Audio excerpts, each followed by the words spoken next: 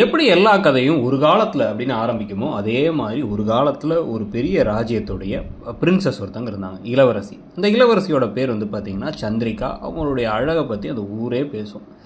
அவங்களுடைய அன்பை பற்றியோ அறிவை பற்றியோ பேசாமல் அவங்க பிறந்ததுலேருந்தே எவ்வளோ அழகு தெரியுமா, எவ்வளோ அழகு தெரியுமான்னு பேசி பேசி பேசி அவங்களுக்குமே நம்மனாலே அழகு அப்படிங்கிற மாதிரி ஒரு எண்ணம் இருந்துச்சு. நிறைய பேருக்கு அந்த மாதிரி இருக்கும். நம்ம வந்து ஒரு அழகி அப்படிங்கிற எண்ணம் இருக்கும், அழகன் அப்படிங்கிற எண்ணம் இருக்கும். அதை தாண்டி இருக்க விஷயங்களை பற்றி பார்க்க மாட்டாங்க. அதனாலே தான் மற்றவங்களையும் அழகாக இருக்கவங்க கூட மட்டும் ஃப்ரெண்டாக இருப்பேன் நான் அப்படின்னா இருக்கக்கூடிய ஆட்களை தெரியும்ல. அந்த மாதிரி தான் சந்திரிகா இருந்தாங்க. இந்த சந்திரிகாவுக்கு ஒரு ஷாக் தர மாதிரி ஊரில் அவங்க அப்பா அம்மா ராஜாவும் ராணி இல்லாத போது திடீர்னு வந்து பார்த்தீங்க அப்படின்னா வந்து ஒரு பரு வந்துருச்சு. காலில் எழுந்துச்சு பார்த்தா பரு வந்ததுக்கப்புறம் அப்பா அம்மா வேறு ஊரில் இல்லை, என்ன பண்ணுறது அப்படின்னு அந்த இளவரசிக்கு புரியவே இல்லை.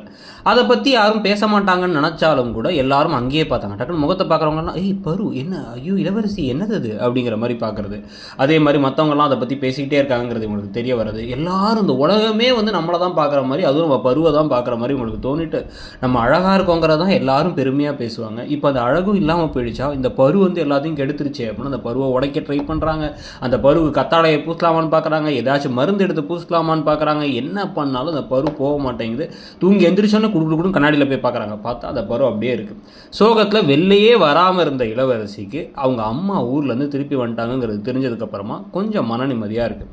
ஆனால் அவங்களும் இந்த பருவை பற்றி பேசுவாங்களோ அப்படின்னு நினச்சி நம்ம தண்ணி ஒழுங்காக குடிக்காம விட்டோமோன்னு நினச்சி பயந்துக்கிட்டு இருக்கும்போது ராணி உள்ளே வராங்க.